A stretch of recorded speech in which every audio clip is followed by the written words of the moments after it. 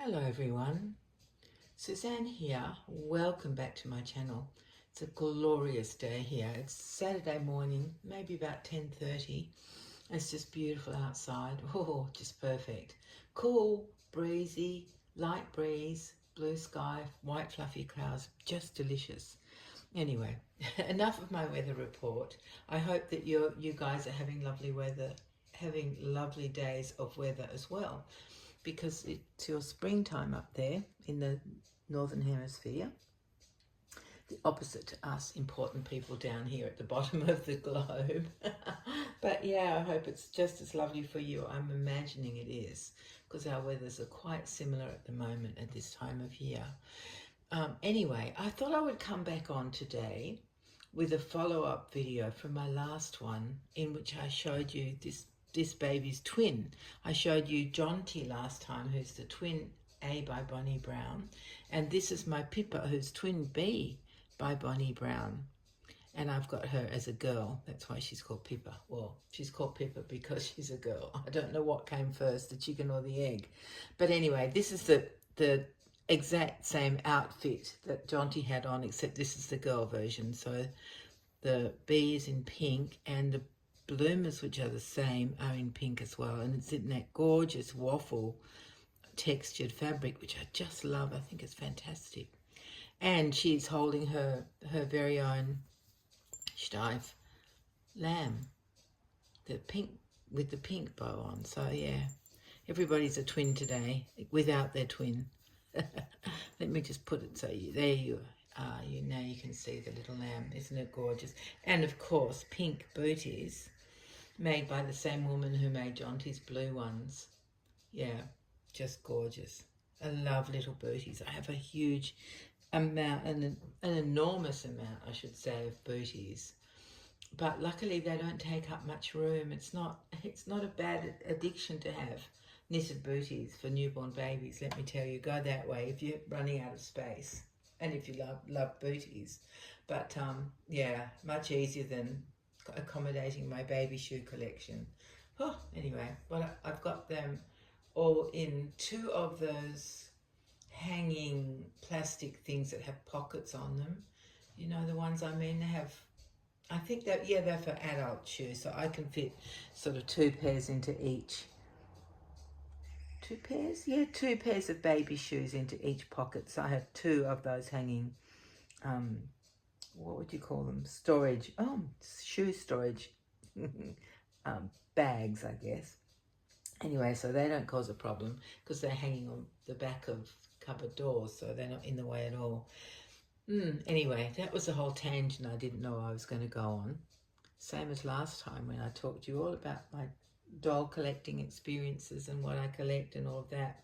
So not only have I brought this beautiful baby on, oh, I should mention she's wearing the same, it's not identical texture, it's similar bonnet. It's a cotton knit bonnet. It's not knit, it's just a cotton waffle knit style bonnet that matches really well with the set. So I have two of those.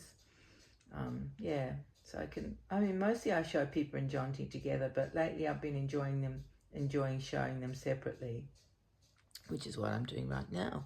And in my last video. Oh, thank you so much for your comments. I'm glad that you enjoyed the video. I'm always really conscious that I talk too much and I go on too long, and anyway, you seem to enjoy it and you told me it wasn't boring, so thank you so much for those lovely comments from everyone. So what I've done today is I've got my original Sindy that I talked to you about in my last video. So I thought I just might show her because, you know, it's part of what I talked about last time. So here she is now. Be kind. She's an old girl. Here she is. She's, this is all original. The outfit is original. She is original. The stand is original. Shoes, outfit, everything. This is how she came. Yeah, so she is 60 years old and she has side glancing eyes, as you can see. All the Sindys do. Side glancing eyes. I think even the newer ones, you know, there's the ones made in the 80s and the 90s and the 2000s, I think they all have side glancing eyes. Now let's see where can I put her so you can still see her. Oh, I can't put her anywhere. I just have to hang on to her. So yeah, this is my original Sindy that I told you about, that I bought in 1965, and here she is today. Just amazing. When I was taking her out of my doll room just now to show you, I had a look at how many different hair colours I have for Sindy, for the original Sindys, the 1965 Sindys. So I had a proper look. I've got this, which I consider it's black or very, very dark brown. And then there's a mid to dark brown one. And then there's a light brown one.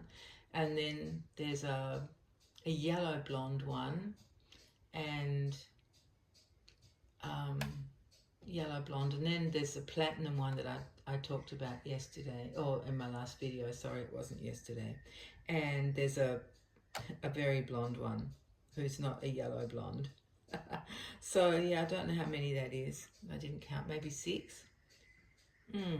Yeah, I don't think there's a proper redhead one, but you know, in my journey of looking for Sindys with different hair colours and different outfits and things that I didn't already have, I came across Tammy, who's the American version of Sindy. She's exactly the same. Oh my goodness, that even down to the side glancing eyes, they're very, very, very similar. You wouldn't know them really one from the other if you didn't have writing on the back of them or didn't buy them as a Tammy or a Sindy. They're very similar. The hair is a bit different, but the faces are virtually the same. You would think that they came from the same factory, but they didn't.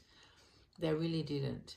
I think, I haven't looked up Tammy's details, but she was sort of the answer to this Sindy doll, the American answer to this English Sindy doll, because, you know, Barbie was more a teenage type of doll, and this is maybe a doll that represents a very young teenager, perhaps. Yeah, because she's in such trendy clothes, as you can tell. Her fabulous jeans, her sneakers, her stripy top. She's very cool, isn't she? This was called the Weekender outfit. All their outfits had a design name. They weren't just outfit. They added a name to them. So yeah, so there you go. There's my beautiful Sindy. Let me show you the back. That's the stand you can see there. That's what she looks like at the back. Her hair's always wonky. She just has wonky hair. I guess if I don't want to change it, I don't want to do anything with it, but this is basically the style that they all had. And then apparently they did have sort of a wig thing that you could attach to her hair so you could do different hairdos. Not a wig, but like a hair piece. Very strange looking thing it was. Of course, all the drawings of it made it look fabulous. Like you could do buns and ponytails and all sorts of things with it. But I think the reality was not quite the same as the drawing. Yeah. So there you go, everybody. I think that's all I have to tell you today. Except, doesn't my little Pippa look adorable? Doesn't she look like the cutest thing? Love these twins so much, and I know lots of you have them or have had them in your collections at one point, but I'll never part with these two. I just think they're the most beautiful sculpting ever. And, you know, I have a good collection of outfits for them. Matching, of course. Yeah, it was fun hunting that down. And isn't that part of the fun of being a collector, that you hunt for things? You know, when you find out that there's different versions, say, of a doll, different hair colour or different anything, different eye colour, different sizes. That's right, lots of dolls have come in different sizes. Very clever of the manufacturers to do that, isn't it? And sort of one thing leads to another, and then you go on the hunt, and I love the hunt. Especially back when I was really collecting much more aggressively than I do now, because of course space is always an issue. Oh my goodness, yeah, where to put your dolls. But yeah, so when I was building up my collection, it was just brilliant. Plus back then eBay wasn't gouging shipping costs, and so it was really quite possible to buy something from America and have the shipping costs virtually negligible, didn't matter, didn't add to the cost of the item. Now, often the shipping cost is more than the item and you think, no, I'm not doing that. That's ridiculous. It's so crazy, like even like a small thing like a pair of shoes, to have that sent from America to Australia is $35 and it would fit into a normal letter envelope. You know, it's so, it makes me furious. So it stops me buying a lot of things. But the main thing that stops me is space. Because, you know, I have just ordered a Nima and she's been posted, so I can't wait to get her. She's a Robert Tonner doll and is presented by Rachel Hoffman at Virtual Doll Convention. So when she arrives, I will open her for you guys to see, because some of you may not know, but I only have the use of one hand. So I may not do the actual opening in front of the camera because it's very difficult. Oh, everything is very difficult with one hand. And you guys don't want to sit and watch me struggle for ages trying to undo bits and pieces. So I may already have her out of the box when I show you, but hopefully you will give me a bit of grace about that. Can't be helped. Anyway, my dear friends, thank you very much for joining me on this glorious day. I hope your days are going gloriously as well. And I hope you're all really well and full of beans and happy with the joys of spring, as we are happy with the joys of autumn down here. So take care of yourselves and we'll be together very soon. Bye-bye.